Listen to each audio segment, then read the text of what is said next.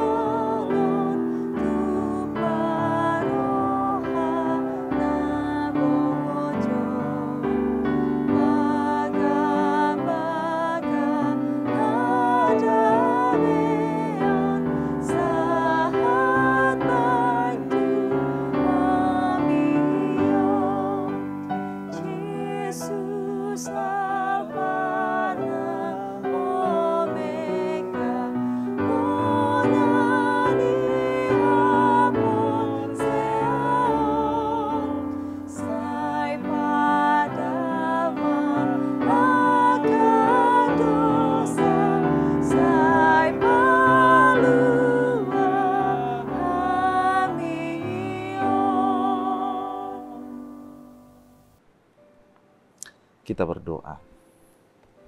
Kasih karunia dan damai sejahtera dari Tuhan Allah Bapa dan dari anaknya Tuhan Yesus Kristus kiranya menyertai saudara sekalian. Amin. Bapak Ibu sahabat firman Tuhan, pada hari ini Rabu tanggal 15 Juni 2022, firman Tuhan renungan bagi kita tertulis dalam 1 Yohanes pasal 4 ayat yang ke-18. Demikian bunyinya. Di dalam kasih tidak ada ketakutan. Kasih yang sempurna melenyapkan ketakutan.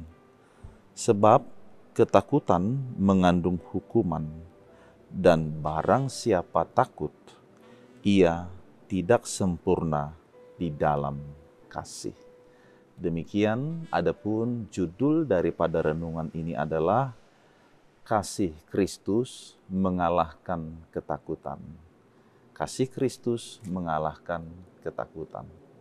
Sahabat firman Tuhan yang terkasih, sungguh indah firman Tuhan yang baru saja kita dengarkan.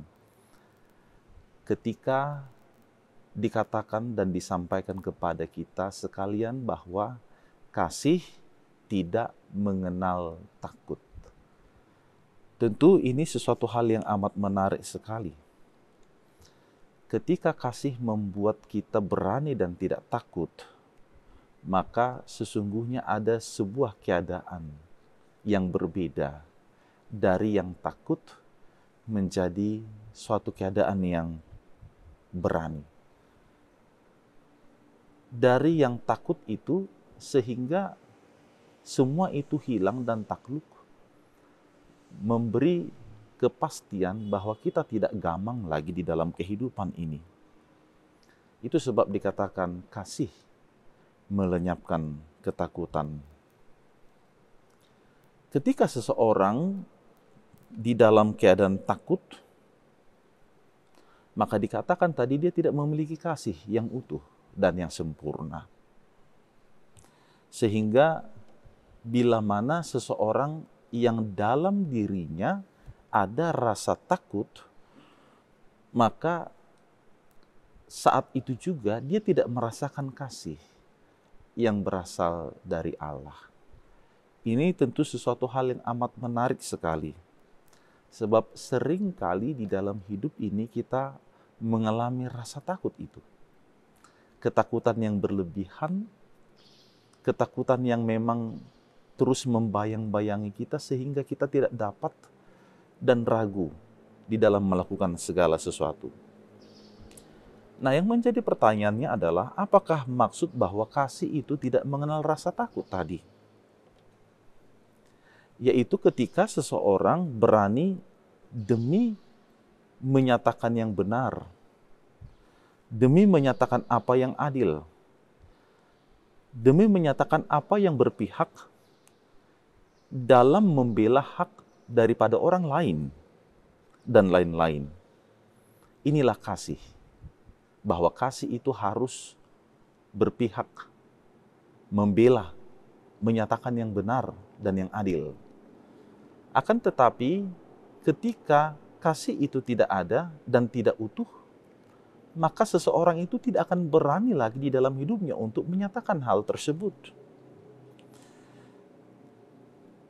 Ketika kasih itu diperhadapkan dalam kehidupan kita, maka sesungguhnya itu bukan berarti untuk melihat akan diri kita sendiri. Akan tetapi bagaimana kasih itu di dalam prakteknya ketika ia harus membuka tangan lebar-lebar di dalam bentuk kepedulian kepada orang-orang lain. Nah, tentu hal ini tidaklah mudah. Tidaklah mudah.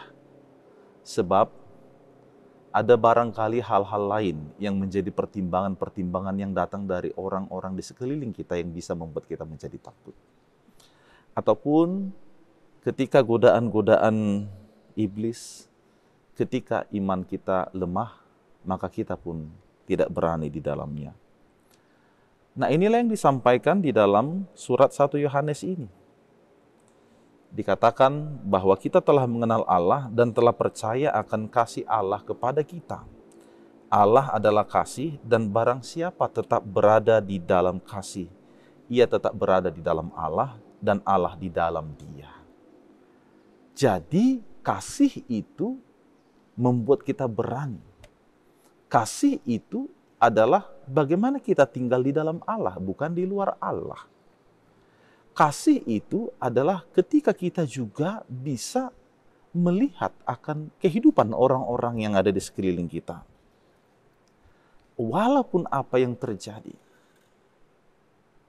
Bahwa kita percaya segala sesuatu bentuk penghakiman itu ada pada Allah. Maka tugas kita adalah melakukan apa yang baik, apa yang benar, sebagai aplikasi daripada kasih itu. Dengan demikian, kita menjadi berani mengatakan apa yang sesungguhnya dan apa yang sebenarnya. Kemudian, kepada kita hendak disampaikan bahwa di dalam kasih itu tidak ada ketakutan. Malah membuat kita menjadi pemberani. Menjadi pemberani. Barangkali begitu banyak persoalan-persoalan yang terjadi di dalam kehidupan ini, baik pribadi maupun keluarga, rasa khawatir yang berlebihan itu, atau mungkin juga akan kondisi-kondisi yang memang sulit terkatakan, yang begitu berat kita alami. Sehingga olehnya kita menjadi takut, khawatir akan bagaimanakah perjalanan hidup kita ke depan. Tetapi pada saat ini, kita percayakan kasih Kristus, sebab dialah yang lebih dahulu mengasihi kita. Kasih Kristus itu, kesanalah kita memandangnya, sehingga seberat dan sesulit apapun yang kita alami, itu dapat kita hadapi bersama-sama dengan Kristus. Kasih Kristus yang senantiasa kita rasakan, membela dan berpihak di dalam kehidupan kita, maka itu akan mengubah rasa takut kita itu kepada sebuah pengharapan, kepastian bahwa di dalam Yesus ada keselamatan dan pertolongan yang kekal. Inilah yang hendak kita bawa di dalam kehidupan kita, supaya kita juga membuktikan akan hidup kita di dalam kasih itu. Berani mengatakan yang benar, berani mengatakan yang sesungguhnya. Berani di dalam menegur seseorang juga dalam kesalahannya di dalam kasih. Sebab itulah yang membawa semua kehidupan ini kepada sebuah kebaikan di dalam kasih-Nya. Mari hari ini juga kita jalani kehidupan kita dengan tidak takut, sebab kita percaya kasih Kristus senantiasa beserta kita. Amin. Kita berdoa. Terpujilah Engkau ya Tuhan Allah Bapa di surga atas pertolongan dan penyertaan Tuhan di dalam kehidupan kami. Sehingga pada hari ini kami kembali menikmati akan kasih Kristus yang menyelamatkan kami. Kami bersyukur atas setiap waktu, kesempatan yang Tuhan beri. Terlebih di dalam firman-Mu yang berkata bahwa kasih Kristus mengalahkan ketakutan. Tentu hal ini menjadi sebuah penyemangat di dalam diri kami. Ketika begitu banyak keadaan yang kami alami, ketika banyak persoalan yang terjadi, baik pribadi maupun di dalam kehidupan kami secara keluarga dan setiap kami yang mendengarkan renungan ini. Tetapi kami percaya bahwa Engkau yang lebih dahulu mengasihi kami.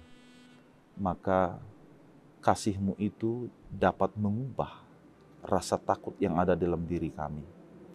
Sehingga kami tetap memiliki pengharapan, keyakinan, dan senantiasa memandang kepada Yesus Kristus yang adalah penolong satu-satunya di dalam kehidupan kami.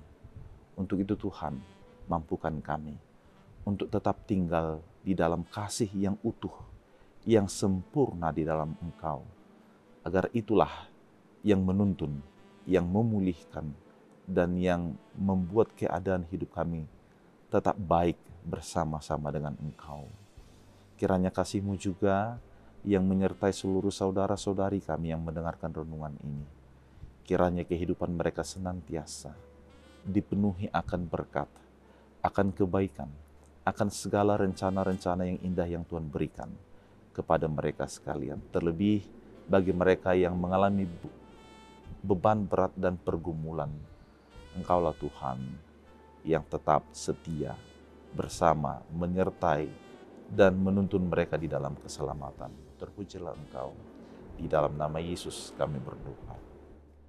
Anugerah Tuhan kita Yesus Kristus dan kasih setialah Bapa dan persekutuan Roh Kudus kiranya menyertai saudara sekalian. Amin. Selamat beraktivitas. Tuhan Yesus memberkati.